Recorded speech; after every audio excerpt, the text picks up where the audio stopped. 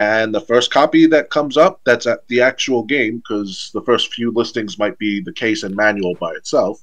Yeah. The first copy that actually includes the game for sale, um, I buy it, and that's how I came to these 7 games, basically. Okay. So yeah, so I might be playing these games on stream. I might be reviewing them for the website, maybe not. But yeah, that's like I said, that's an example of what I'm going to be doing in the future, at least for this year and the years I see, unless something changes from this all digital hell that we're headed towards. Oh yeah. Ready to move on, or Yeah, I want to say too one more thing about the all digital market.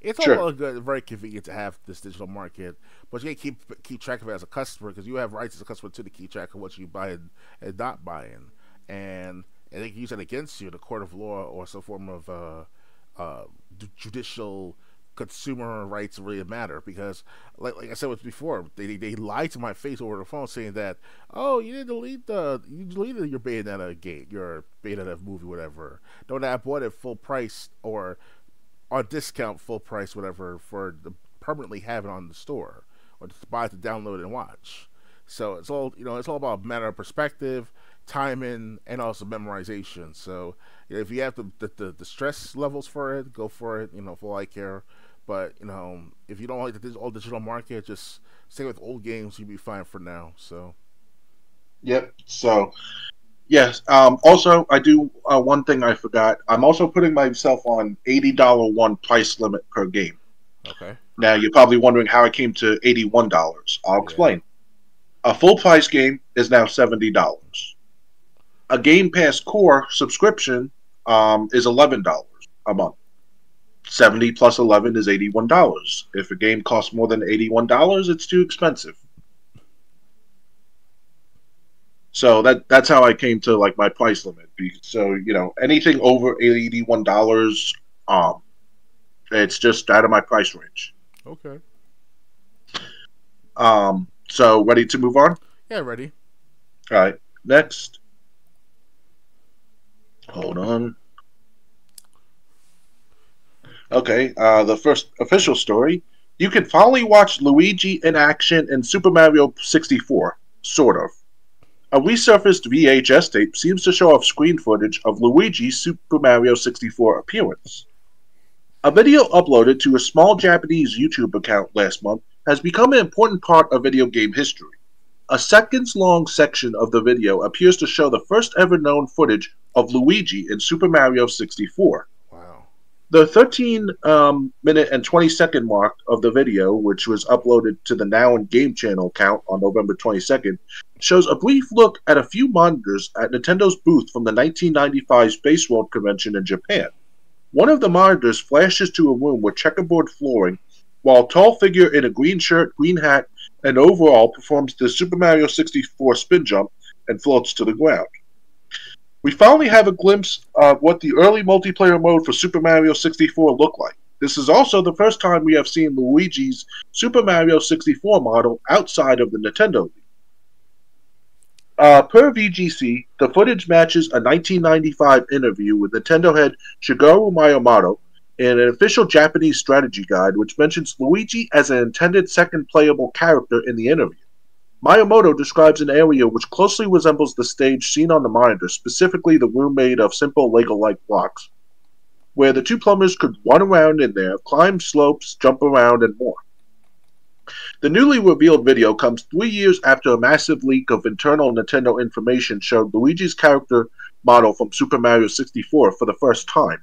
A 2009 interview with Miyamoto and late Nintendo president um, Satoru Wada also spoke about the game's multiplayer mode, which apparently used split screen technology to keep both characters on screen. Mario, Luigi, and many more are playable in the duo's latest adventure, Super Mario Wonder, which is now available now exclusively on Nintendo Switch. Um, so, what do you think of the fact that Super Mario 64 was originally going to have Luigi as a second playable character? It surprised me at first, yes, but it wouldn't surprise me at all because almost every Super Mario game that we had up until what Super Mario Brothers 3 if not Super Mario Brothers World at all. We had Luigi in it, so Yeah, he was in Super Mario World also. Yep. yeah. So I'm like, okay, it's predictable at the same time, not predictable. It's like a back and forth, I would say, because we expect Luigi to be somewhere in the game after the first few levels of Super Mario 64, right? So that was they expected to see like, oh, I can't wait to see Luigi as second player unlock the game or some shit like that, you know. But obviously, it wasn't the case after what 25, almost 30 years now. So Yeah. It's funny on Super Mario 64 DS. Well, I actually hated how this turned out, but on yeah, Super Mario 64 DS, Mario, Luigi, and Wario come to the castle for a cake from Princess Peach, and then they all get kidnapped quietly and quickly, mm-hmm. and then Yoshi, who's sleeping on the top of the castle, has to go rescue them. Mm. And I'm thinking maybe I'm like, why didn't they ever make Mario 64 two-player game? That would have been so hard, especially for those stars that are so really hard to get, like in the later levels, in the later worlds. Um, I just think it was a missed opportunity, but for some reason, maybe I I just don't know why they didn't make Super Mario 64 two players. And if you think about it, it's really kind of been it's really been it's I mean there's really not that many one player Mario games. Yeah. They all seem to be two players. Sure, there was Super Mario Sunshine on the GameCube. I think that was one player. I think Luigi's Mansion is one player. Yep. And there might be, I think the Galaxy games, I'm not sure if they're one player or not. But, it seems like then they realized, oh, we should add in more characters. Because, like, when they did New Super Mario Brothers, they made it 4 players.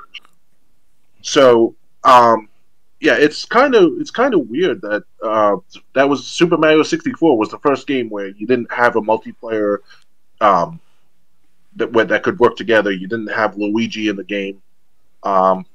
They intended for him to be there, but I guess something got cut later in production. Yeah, so they at least intended, but I just wonder how much better Super Mario 64 would be if like 2 players could work together, like on the desert level or the fire lava level, to get those stars. Mm-hmm. But then again, I'm also a person who is so sick of Super Mario 64. That is definitely one retro game I'm not going after.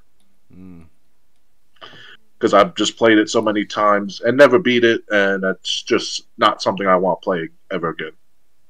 Right. Ready to move on? Yeah, I'm ready. All right. Next.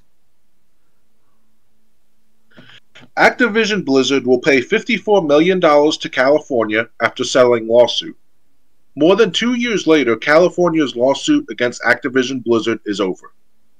Activision Blizzard has settled its 2021 lawsuit with the state of California and will pay $54 million to the state, along with an additional $47 million to female employees who worked in the company from 2015 to 2020.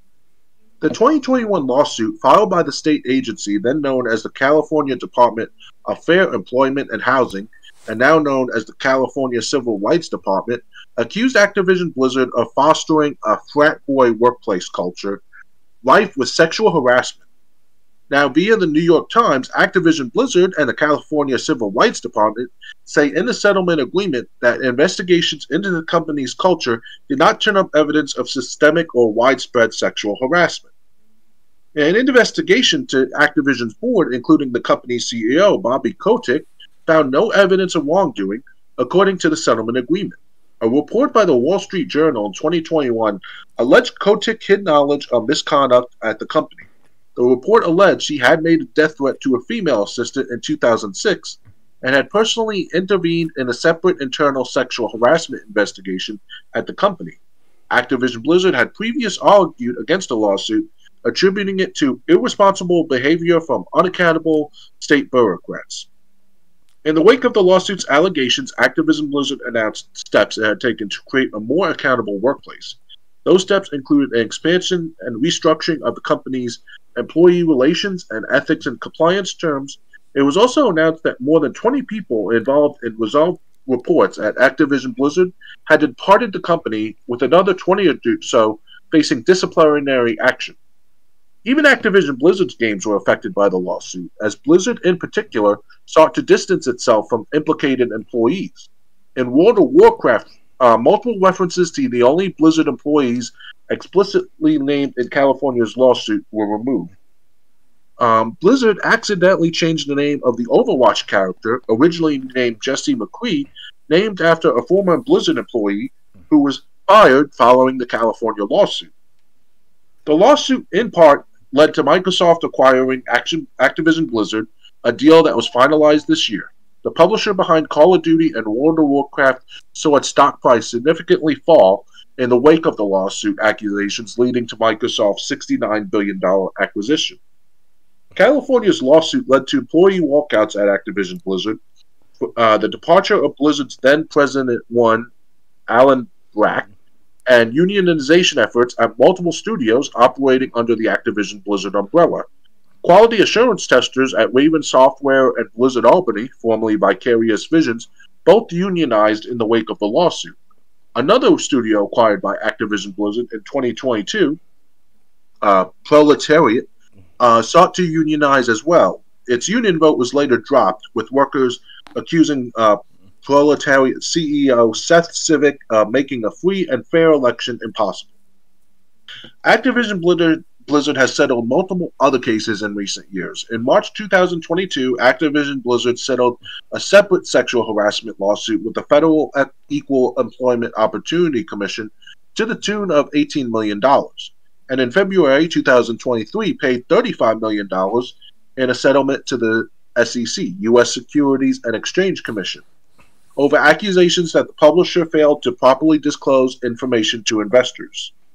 According to the New York Times, the 2021 State of California settlement agreement is still subject to court approval and will be filed later this week. So I guess we can look at the comments. Someone said, okay, can someone please explain to me how the state of California is entitled to any money from Blizzard for this? Honestly, shouldn't the money be going to the victims, not the state where the HQ just happened to be located? Or are they going to pay out the winnings to the victims? If the money is actually going to the victims, then great. But if it's just going into the pockets of some sleazy California politicians who probably are just as guilty of sexual harassment, then obviously that stinks. You would think California, with a place like Hollywood, would focus on more serious issues than some nerds making lewd comments. And I was about to post similar thoughts. I agree with everything you posted. What do you think of this? Well, California. That's one of the biggest economies in the world. If not, at one point it was like 1/5. Now it's like 1/8 of the economy, or it's not 1/10 right now of the world's economy. So that's one of the reasons why California has its hand in this lawsuit. In my perspective, that is, as a gathering up the evidence or the information at least, because California has Silicon Valley and all, has all the game and the technology in California, for Vicarious to the microchips and all, and you name it. Like it have almost everything regarding about games and game-related technology. So you're not gonna. California's gonna have its hand in some kind of monetary value hand in these gaming industries, at least that, even if it is a lawsuit for the victims and all from the sexual harassment, especially because Activision Blizzard has always had sexual harassment claims against them for at least how many decades so far. And it was even mentioned on record that them have literally act like frat boys at these companies, if I recall correctly, from like the 2000s, where you see like random videos on these random websites. They'll show like Activision Blizzard about them acting all like fratty with the girls and shit, like that, acting all sexual harassment with the girls and shit. So yeah, so it's Honestly, yeah, if it's going to, that's another. I do like the first comment though. Like they said, if it's going to the victims, great. But if it's going to politicians, who cares? And I really don't think the money is going to be going to the victims. Oh yeah. To be honest, I think it's being always want to reroute the sources to their own hands, because it's not the victims that are suing them. It's these companies that sometimes usually are guilty of overreaching. So it's Yeah, so I don't think it's going to be. I don't think at least a majority is going to the victims. I don't, and honestly, my opinion of California is very low. So I don't see them doing the right thing. So it's yeah. So I mean, at the same time, Activision Blizzard wasn't correct, but they also said like a lot of the accusations turned up no evidence to find any evidence of wrongdoing. So I'm surprised Activision Blizzard settled and didn't take it to court. Hmm. Well, yeah, like I said, like they have a history of like harassment towards females, so they want to like settle this as fast as possible, as efficient as possible, especially during the time of like transitioning from the acquisition of the Activision Blizzard to Microsoft and all. So try to settle the air, solve problems in the meantime. Complete the transaction of the complete acquisition between Microsoft and Activision Blizzard. That's it. It's all under the rug now. Yeah, I see that. Oh yeah, All right, ready to move on? yeah, I'm ready. All right, next. The Garfield movie starring Chris Pratt is getting a video game. A number of video games based on upcoming movies from Starz Collective Film intellectual property are in the works, including one based on the Garfield movie starring Chris Pratt. Deadline reported as a Starz Hannah Fund is currently lining up video games based on a raft of projects from James Wan, Sam Raimi, Roy Lee, and John M. Chu. Chinese megacorp Tencent was among a few games companies drafted in to help produce these titles. The headline here is a video game based on the upcoming The Garfield movie, due out May 24th, 2024. It stars the Super Mario Bros. Movie star Chris Pratt as the titular cat alongside Samuel L. Jackson, Hannah Waddingham, and Ving Rhames. There are no details about what the Garfield video game is about or even its genre at this stage. We don't know platforms or have a release window. Elsewhere, video games based on Every House is Haunted from Sam Raimi and Roy Lee and The Burden from James Wan and Sam Raimi are in the works. Here's the list in full. The Garfield movie starring Chris Pratt, Every House is Haunted from Sam Raimi and Roy Lee, The Burden from James Wan and Sam Raimi, Hunting Season from James Wan and Don Murphy, James Wan's The Call of Cthulhu, Mass Extinction and GMC, The Gok's Father, The Gok's Father with John M. Chu, and Memory Lost in Space based on the novels by Tong Hua. James Wan's The Call of Cthulhu sounds interesting. According to Deadline, Wan recently described it as an adaptation of the classic horror short story by science fiction writer H.P. Lovecraft and involves a man investigating a demonic cult known as Cthulhu. Elsewhere, GMC is a sci-fi thriller that revolves around a newly invented drug that solves a global famine whose side effects drastically accelerate the aging process. And on Mass Extinction, humans have lost Earth to an alien virus, and a research and rescue team is sent down from the moon to deliver a cure to save the human race. On their way to delivering the cure, they must fight off a host of mutated animals and humans. So do so it says. Let's see. The world waits with bated breath to see if this game can possibly top the behemoth that is Garfield Kart. Nice. This worked out great after they turned the Bob Hoskins classic Super Mario Brothers into a game. Right. I'll buy trophies just like I did for Garfield Kart. No, so I'm just reading comments since we all got so short stories. Someone goes, no, the movie already has a steaming pile of shit written all over it, not a video game also.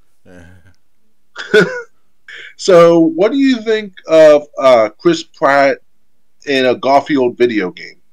If I remember correctly, Chris Pratt was also in the original Garfield movie from like 10 years ago. Is that true? Yep. That was Chris Pratt. Yeah, wow. The video game is going to be based on the movie that had Chris Pratt in it. Oh wow! I thought it was some other actor, like I don't know, like some other young guy. Because Chris Pratt was like not even 30 10 years ago, 35. Yeah, but he was doing the voice of Garfield, so. Oh, the voice of Garfield. I thought he was the actual John, the John the actor. No, I don't. No, they said he's good. They said in the game he's going to be the voice of Garfield. So, Okay, all right. Well, so yeah. So we got a Garfield movie coming out, and I guess they're making a game that's going to tie it in. Um, Unfortunately, I just hope this isn't just a recap of what happened in the '90s. yeah, Um, but Super Mario Brothers, Street Fighter the movie, Mortal Kombat, Annihilation, Double Dragon. yeah. Anyone? Well, here's the thing though. Chris Pratt started the Mario movie earlier this year, so if I recall correctly, that is. So it did well in theaters with no Yep. problems. So if Chris Yep. Pratt could do it, then give him the chance to do Garfield. Yeah. Yes. So yeah, they did. They mentioned that in the article that he was in the new Mario Brothers movie. So um, You never know, yeah. right? So huh? You never know if you let Chris Pratt take over. Yeah, but I mean, again, I'm interested in more and seeing what genre this game's going to be in, what's going to be the objective of the game, basically.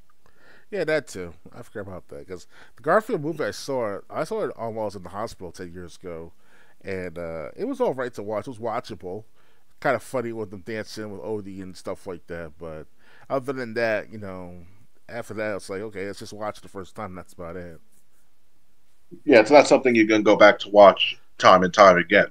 Unless if you're like 5 years old and you still have like 5 years left of being a kid, you might watch it a couple of times. That's about it. Yeah. So again, we don't know much about the game. We don't know what it's going to be like. We don't know if it's going to be platformer, if it's going to be this or that. We don't know what console it's going to come out on or consoles. Um, but as we hear more about it, we'll let you know. Indeed. Ready to move on? Yeah, let's move on. All right. Let's see. So, Firewall Ultra VR Studio First Contact Entertainment announces closure. First Contact Entertainment, the team behind VR games like 2018's Firewall, Zero Hour, and this year's Firewall Ultra on PSVR 2, has announced its closing, as reported by Giamatsu. After almost 8 years as a studio, it will shut down at the end of the year. It cites a lack of VR support within the industry. After almost 8 years of working with the most amazing team I've ever had the pleasure of being a part of, I'm sad to announce that we will be closing our company, First Contact Entertainment, by the end of the year. A Facebook post from the company reads, "The lack of support for VR within the industry has eventually taken its toll. As a AAA VR game developer, we are just not able to justify the expenses needed going forward. We are a team of fearless innovators willing to push new technologies to its limits. I'm extremely proud of the team and grateful to our investors, our partners, and of course, a community of dedicated and passionate players. It's been a wild ride. Thank you." The hearts of Game Informer staff are with everyone affected by the studio closure. Um, there are comments. That sucks. I love Zero Hour, but heard Ultra came out rough. Hope everyone lands on their feet. Told you VR is a fad. It still has a core audience. The problem is that consumers largely don't want to buy in without enough content, and corporations don't really have an incentive to leap in. Um, what do you think of this studio closing, this VR studio game studio? It sucks. So I don't think they weren't the ones behind Rick and Morty, but the Rick and Morty VR game. I mean, that brought a lot of people to play the VR systems and all. So that's like 2, 3 years ago, maybe. So it's way before the events happened with Rick and Morty, with the sexual harassment claims, with the domestic violence claims of the creator of Rick and Morty and all. But other than that, it's I've always wanted to get involved with VR myself, but I don't have the money for it right this second. It's too expensive after all. I mean, I already spent $500, almost $1,000 on consoles, the game, the memberships, and all. Like the VR should be like an add-on, yes, and also an additional hardware. But that's another what? Not even at least $1,000 right there. So it's kind of like, At least like $500. Yeah, if you want a decent VR set, yeah, so yeah. and That's the thing. The VR thing. It's again, you made something that is so insanely expensive. Most people can't afford. Most people couldn't afford it to begin with, and now with this recession that we're in, even many more people can't afford it. Um, so it's kind of like the writing was on the wall. Why'd you make something that only so few people could afford?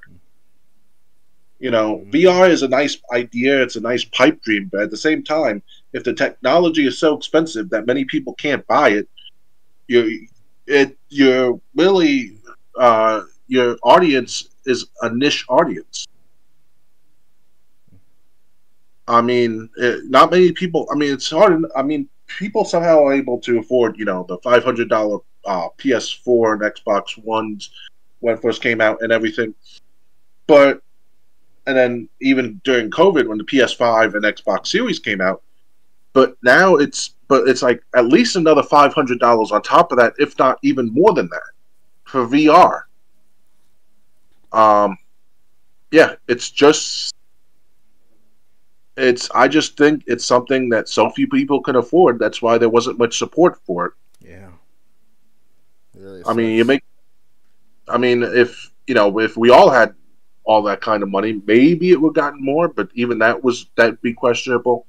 Because even if we could afford it, everyone could afford it. How many people would want it? Yeah. Hell, if we go back 30 years ago, in 1980s and all, there was a system that was the Game Boy, Super Nintendo systems called um, the Virtual Boy and all, or the Virtual The Boy. Virtual Boy. Yep. Yeah, and that was sold for about less than $200. I heard as of lately. So I'm like, okay, that's not bad at first. I mean, if you had parents that could buy it for you, but we were just kids back then. So even that market was so small enough to expand on. Yeah, but Virtual Boy also, well, the Angry Video Game Nerd covered basically all the games that were ever made for Virtual Boy. Um, so if you want like a detailed history, you can check out the nerd episode on that because he reviewed like every single game. He reviewed like 10, 15 games, and he goes, "This is the entire Virtual Boy library." Oh wow. He said like there was plans for like a cable to come out that could link two Virtual Boys together, so two people could play like multiplayer games with one another. But the system died so quickly that that cable never came out. Hmm.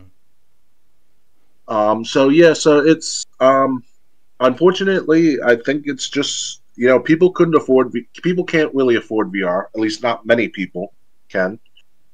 Um, and unfortunately, this company just I'm surprised they were around 8 years to be honest. Oh yeah. You know, Because we had VR back in as well as 2013 for the Xbox One and PS4 and all. Resident Evil 7, Resident Evil 4 and all. So yep.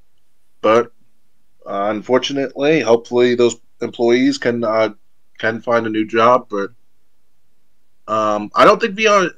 I don't think it's a problem that VR is a fad. I think it's just too expensive to get enough people that could support it as ongoing thing. yeah, and you can't afford $1,000 every year or two just to buy a new updated VR set. Especially if it's every Right. year or every 5 years. Right. Because you got to Yeah. also worry about the consoles that you buy too, the PS4, Xbox One, and now PS5 and PS4, Xbox Series X and S and all. So yes, those prices went down a bit during the holiday season. Now you can buy it for $450 if it's on off $50 off, whatever. That's not bad, but still, that's still expensive. Yeah. And not everyone can drop that Yeah. and not think twice about it. Even with the great job I have, I can't drop that much. But then again, I have bills to pay, power bill, cable bill, water bill. So, Student loans. well, I never took out student loans. Well, lucky Haha. you.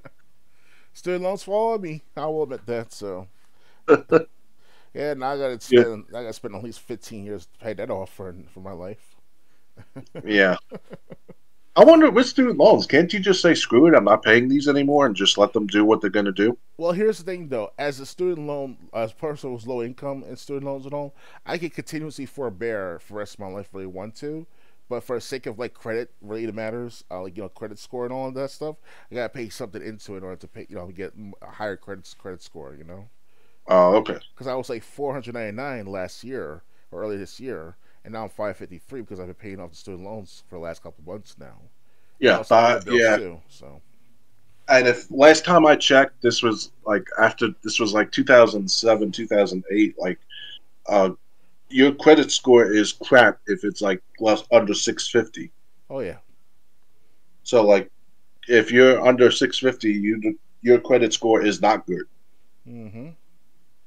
So yeah, I understand that now. And I want to take out a loan one day to start doing my inventions and all that I've been thinking and contemplating for years now.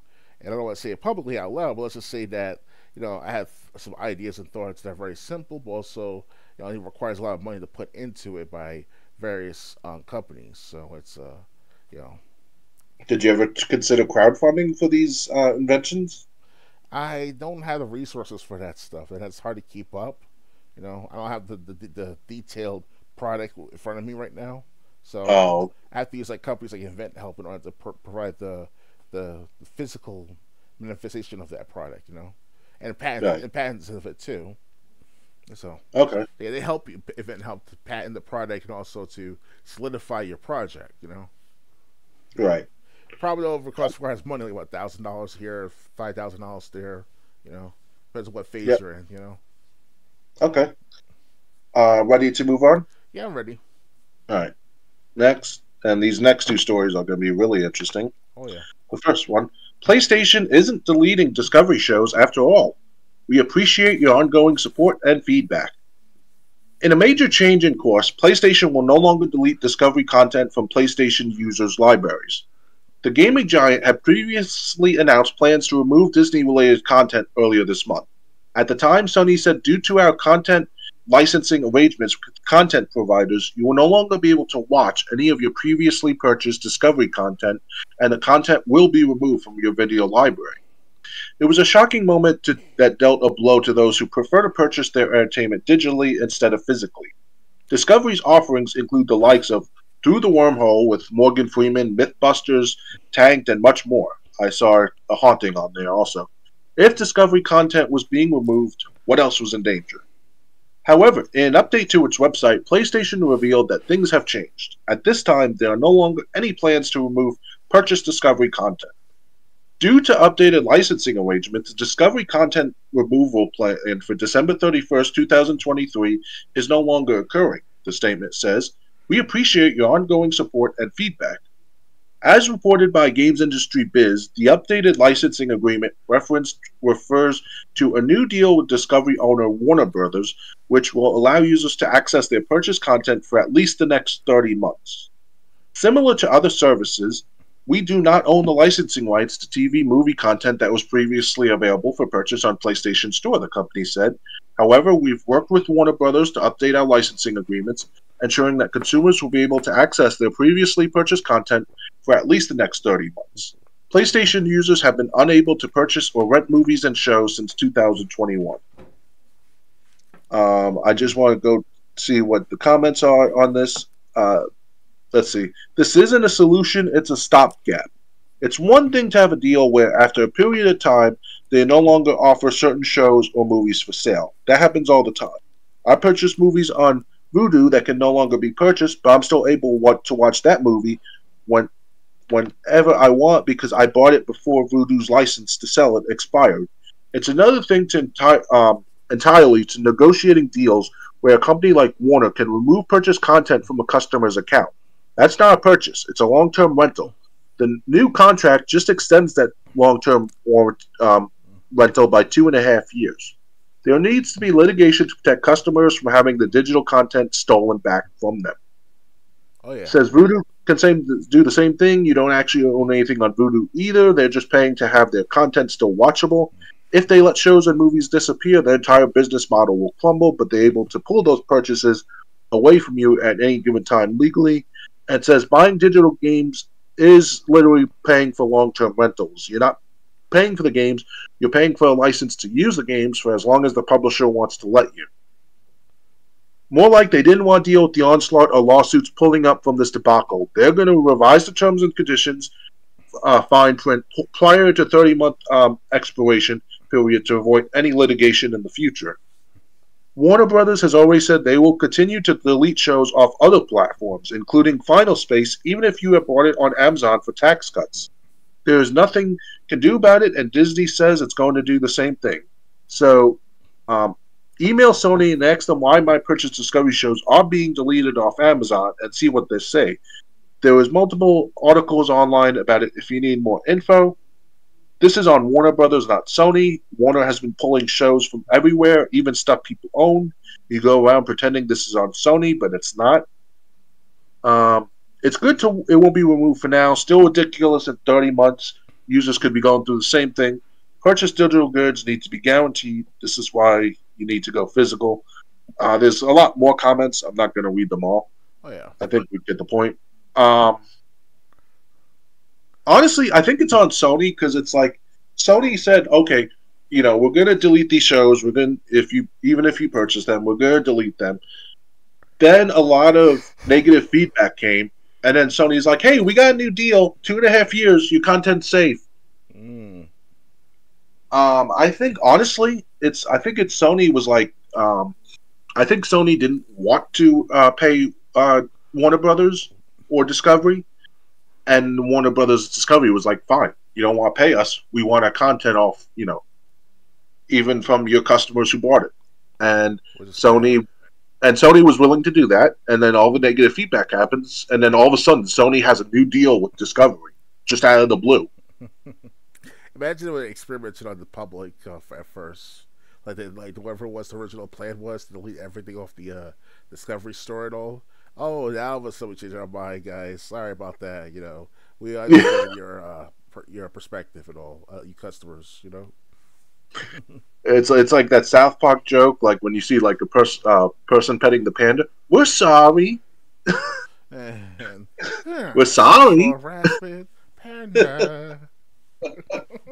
Oh, that was something different, but right. But Yes. yeah, honestly, I think it's just like it's kind of like that. So it's another drawback with digital. What you own digitally, you can it's like let's see what we can get away with. They tried the all digital, always online Xbox One, and basically even Xbox loyalists were like, "Screw you, Sony. Tell me more about that PS4 of yours." Oh yeah. And then what's the next thing happens? Microsoft says, "Okay, there won't be online DRM. There won't be console doesn't have to connect every 24 hours." They basically reversed everything that they said the Xbox One was going to have. It's kind of like experiment. Like, let's see what we can get away with if there's no big drawback at the time. Oh yeah. If there's no big uprising with complaints, we can do it. If not, we'll just try it again later. Oh yeah. So yeah, you can't purchase Discovery content now anyway. You can only watch it if you've already purchased it.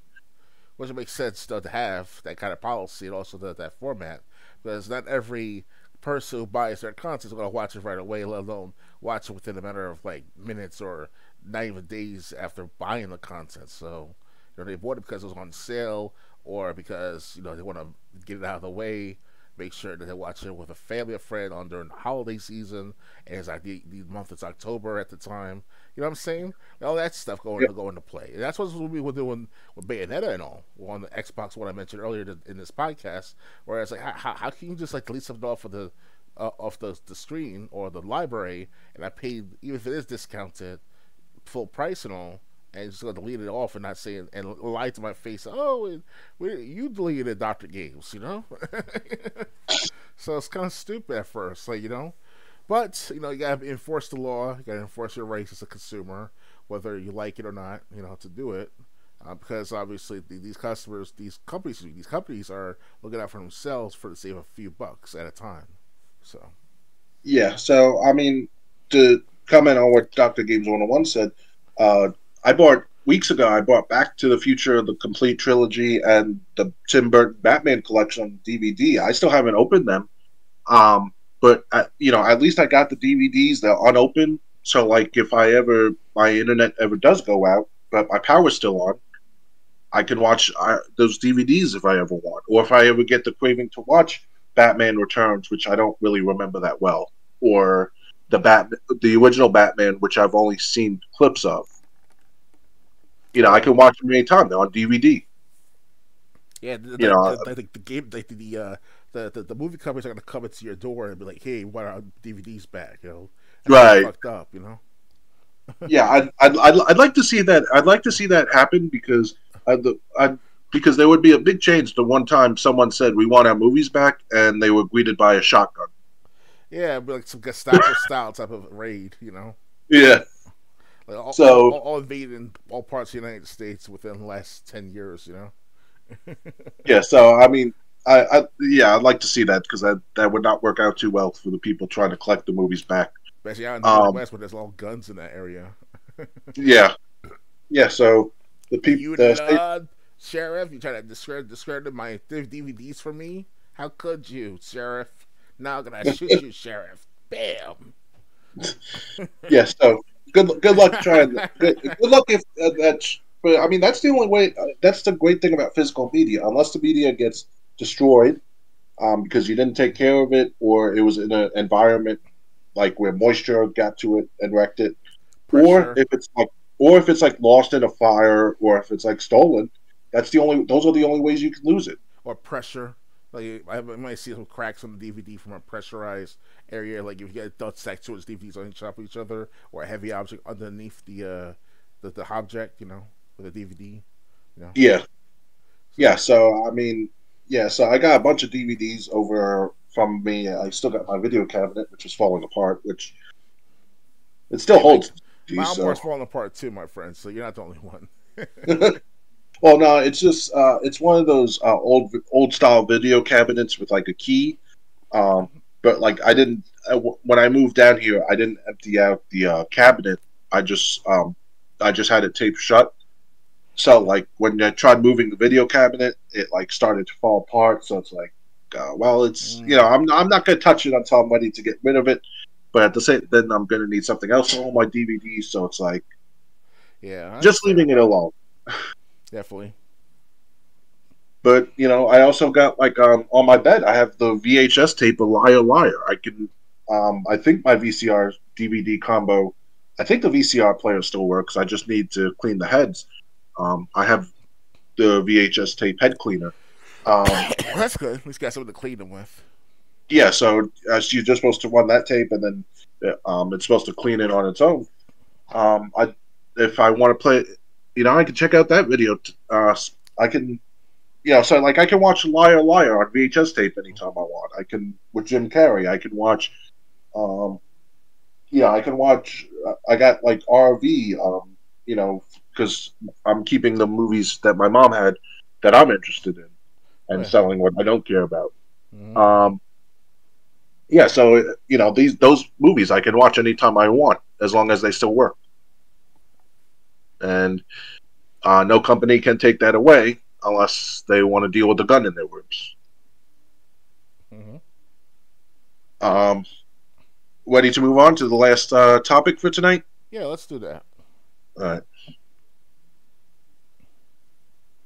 hold on. Okay,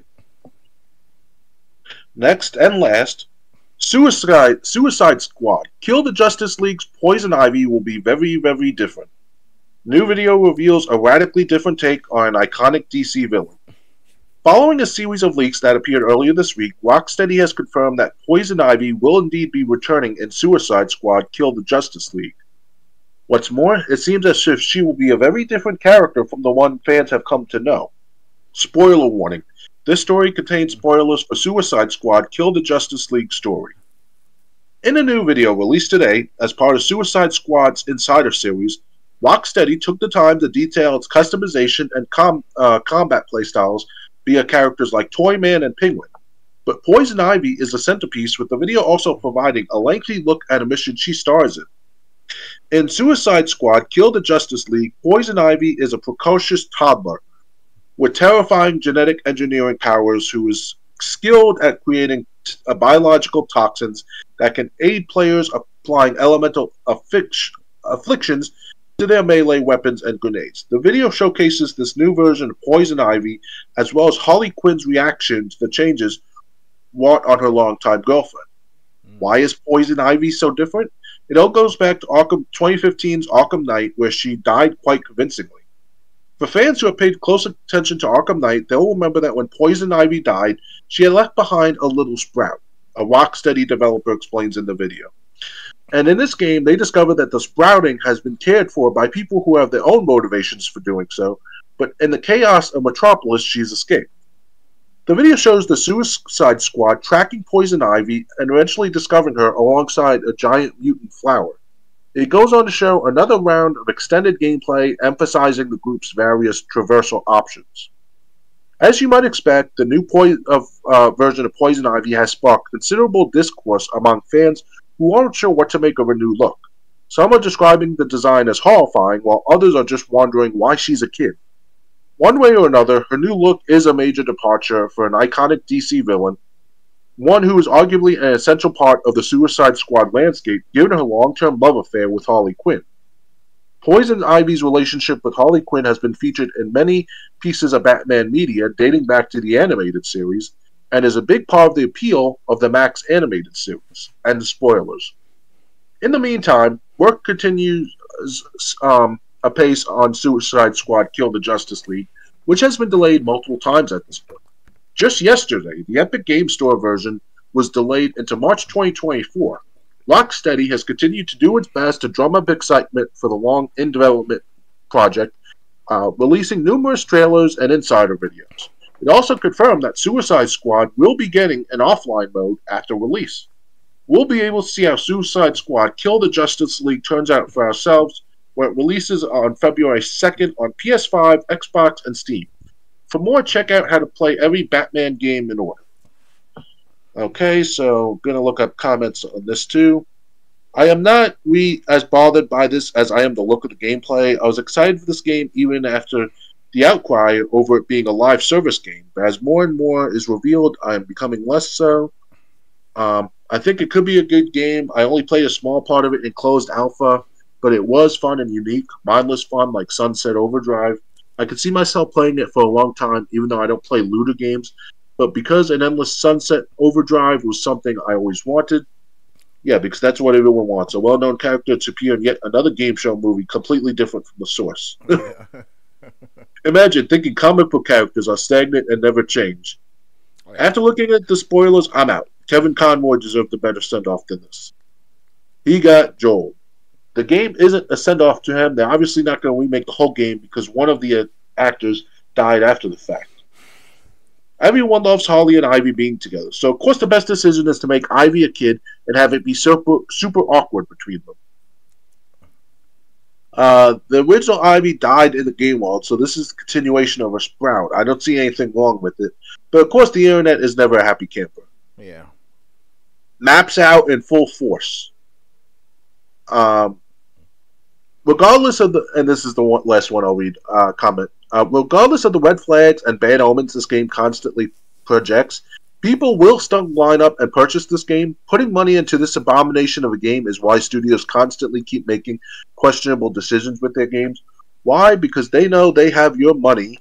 Regardless, consumers need to start speaking with their wallets and stop allowing this behavior. Rockstar knows well enough this is the game fans did not want. Live service games equal dead on arrival. Is it so hard to give consumers and fans what they want? Yes. Fans literally, that was my input when I said yes. Fans literally are screaming at Rockstar to make a Superman game like the Arkham Asylum series. That actually would be cool. Mm-hmm. Okay, so what do you think of this? My only problem with it, well, I got a couple problems, but regarding Poison Ivy, my only problem is if she's a kid, why? And she's the sprout that was conceived by Poison Ivy. Why are they calling her Poison Ivy? Why aren't they coming up with a different name? Are they really that creatively bankrupt? Or Mini Ivy or some shit like that, something like that. Yeah, because she's a kid now, not a full-grown adult. Yeah, call it Poison Oak or Poison's. Why do we have? Why, I mean, like I said, and keep in mind, this is going to be a live service game. Really? So, oh, wow, that's not good. A live service game. Wow. How's that going to work? Damn. Yeah, so that's what they said. This is going to be a live service game. Wow, that's not going to last long. Not even a year, I bet. after release. And Yeah, before I realized there was going to be a live service game, I was looking at the story. And I'm like, why am I getting bad Gotham Knights vibes? Gotham Knights, indeed. It looks Yeah, sounds good so on paper, but then obviously the long term, it's like, yeah, it's not going to work well in the long run. so I really don't care about this game that's coming out in February, or it's at least expected for a February release. Not because of Poison Ivy, although I think that idea is stupid. Like I said, name her something different. If you're that creatively bankrupt, maybe you shouldn't be creating games to begin with. Yeah, wait another couple of years or so until they come with some new names, new enemies, new IPs, stuff like that for DC Comics. You know, what's the big deal? You know. Yeah, and yeah, and then like everyone says, it'd be fine if if you change the name. That's all people want. You know, if it's going to be different from what people have come to expect, name it something different. Yeah.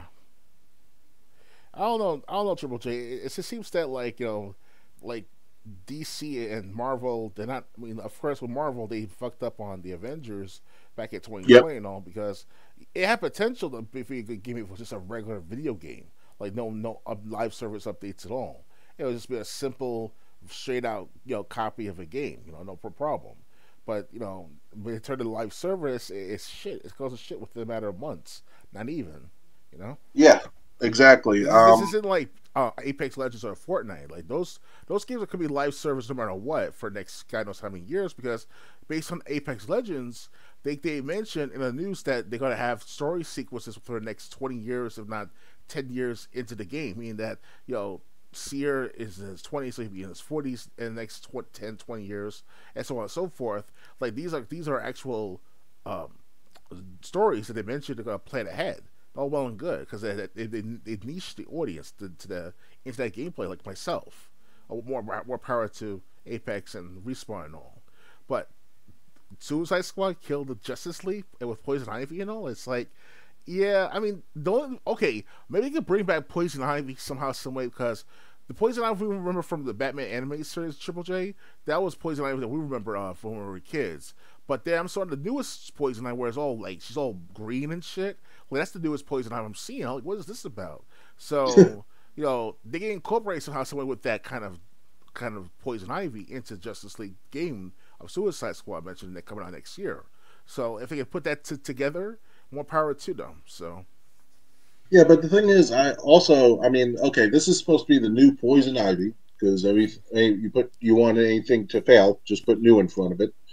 Um, and I mean, what's this going to be when she gets together with Harley Quinn? Because apparently, her and Harley Quinn were having some kind of relationship. yep, That's not going to be creepy. yeah, it was like it was mentioned in the anime series with Harley Quinn and the Poison Ivy teamed up with against Joker for a while, and Joker kind of like was still trying to kill off Harley Quinn after that in some sort of abandoned um, nuclear waste town of sorts. This is back during the 1990s, of course, with animated series and all. But the point is that they made the story good for a while, and then they kind of like wrapped it up a bit, and that's what it's supposed to be like in most stories that they mention on TV and radio. Can't let Yeah, it but last forever. yeah, I understand that, and honestly, I didn't even know I hadn't finished Batman Arkham Knight, so I didn't know Poison Ivy actually died. Yeah, But that like too. like I'm saying, I mean, okay, Poison Ivy and Harley Quinn are supposed to be in a relationship. Right. Okay, now Poison Ivy's a kid. Like the comment said on the article, match coming out in full force. Minor attracted persons. So, Maybe they're trying so to I act mean, like that TV show on Netflix called Big Mouth. Maybe they're trying to do yeah. something So, like that. so it's. I mean, I could see this working if first change the name. Poisons. You can keep the poison, but make it something different. Oak, whatever. Um, Poison the and difference. and then like you could say like since Harley Quinn and Poison Ivy were such a close relationship, but Poison Ivy's dead. Harley Quinn takes Poison Ivy's daughter, raises her as her own because of her close relationship with Poison Ivy when she was alive. You could hmm do something like that, Oh yeah. but yeah, just it's like I said. I was reading. I'm not so bad. I'm not so. I don't hate the story so much.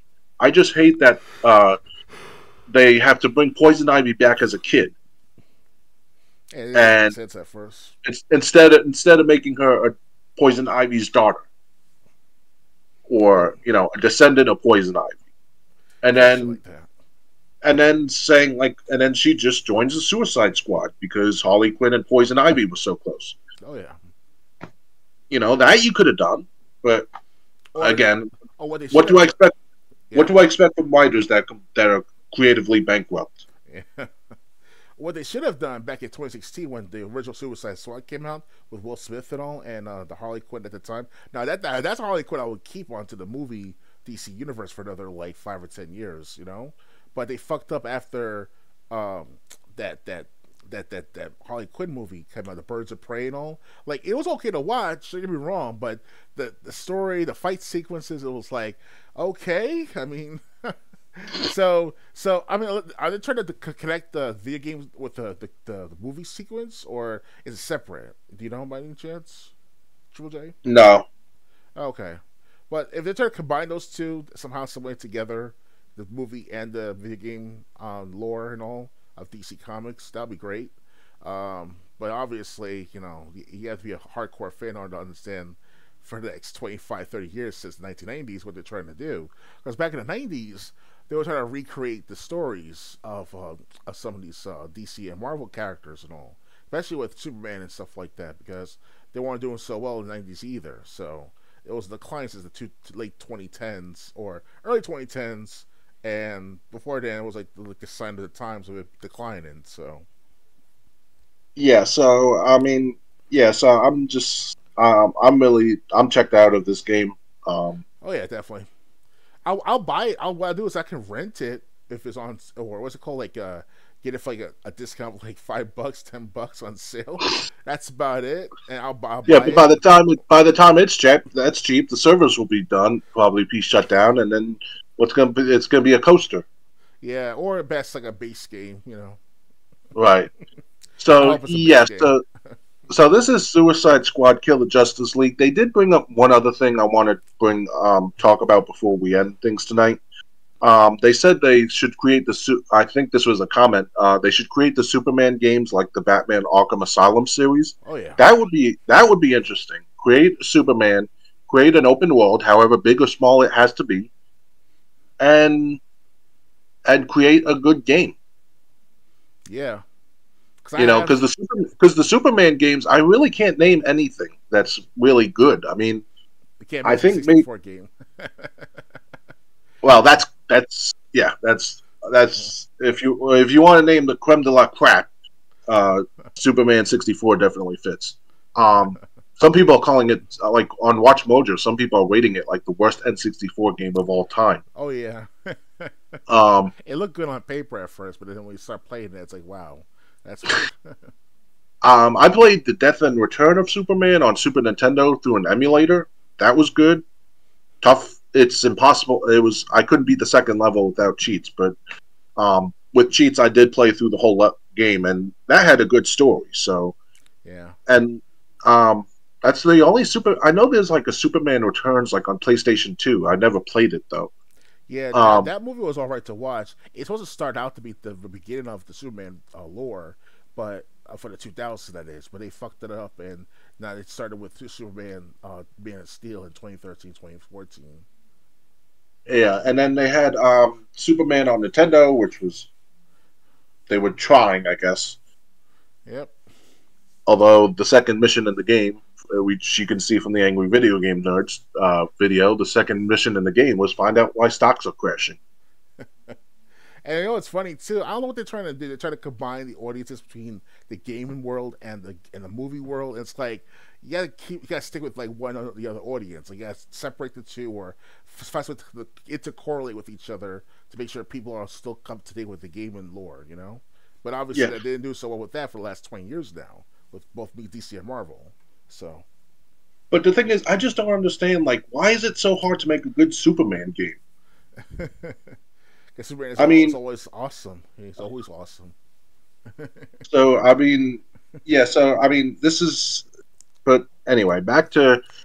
I would love to see Superman in an open world. The open world can be as big as small as you need it to be, and just have him stopping random things while having an overarching story from beginning to end.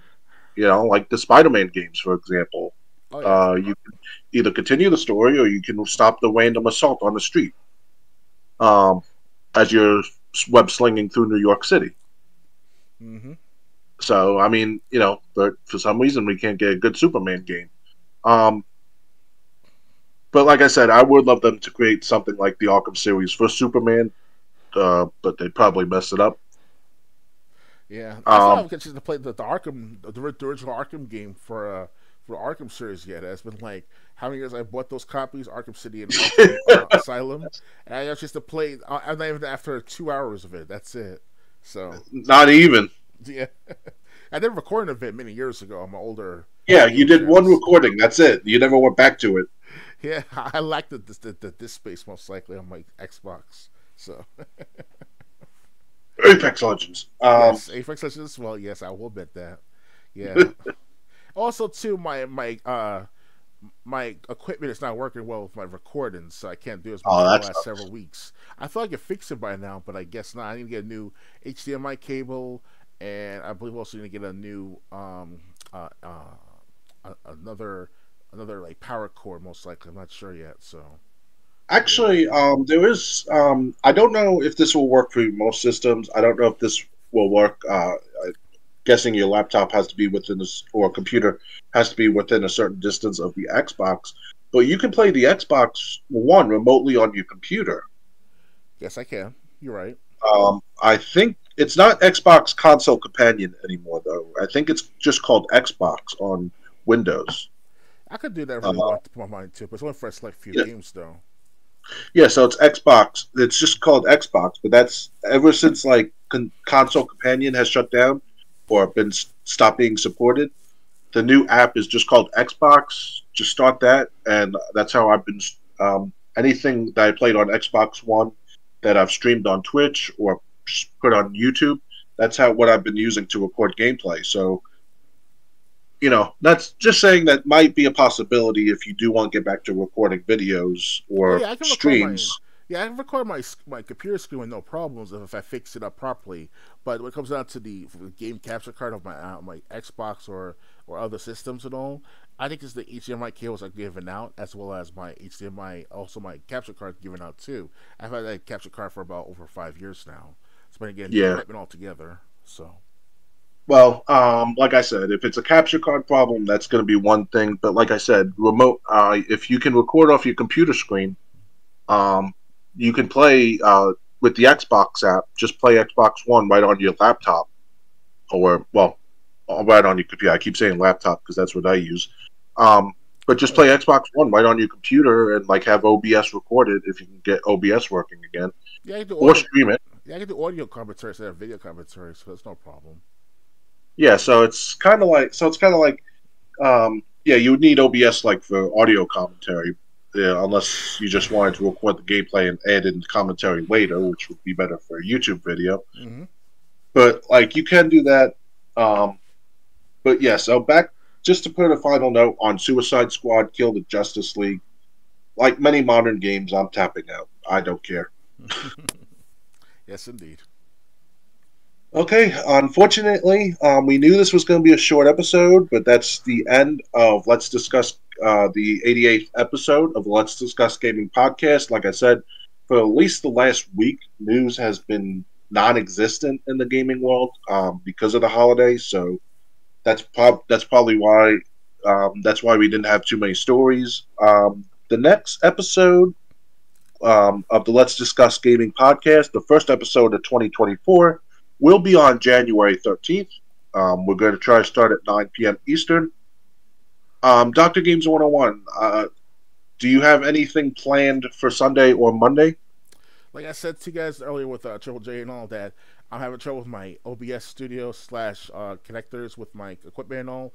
So once I get paid next week, I'll just replace the wires. And if not, I can get a new capture card altogether. That might be until next month or two to save up for that amount for that capture card. It all depends on what's going to happen next week after getting with the wires and all. But other than that, my capture card's been holding up well for over 5 years, up until the last 3 months now. That's why you haven't seen much during recording, which I thought I know I kept saying to you guys that I was going to do more recordings of like Apex Legends and other projects, whatever. It's just that I didn't have the connectors working well for quite some time now, so that's one of the reasons why I haven't done much recording. So hopefully by middle of January it should be all fixed up, and not if not in February. So Okay. Yeah, for me, Sunday and Monday, I'm not really going to be. I don't expect to be doing anything on Twitch. Or just gonna. I do plan to. I do have a review that I'm working on for a DS game for the website. A written review. One, but it's like since I've been reviewing DS games, there's no reason to play them on Twitch. That would just cause more headaches than it's worth. But like if I have to play a game to re-review it or review it, um, then that's what I stream on Twitch. So yeah, so I don't have anything planned. Plans could always change, but it depends. But obviously, I'm just going to be working on my website Sunday and Monday, okay, and then I return to work on Tuesday. So that's good. yep. So I hope you enjoyed this. Follow me if you did, and until the next stream. Good night, everyone. Happy New Year, guys. Be safe and give us some help for 2024.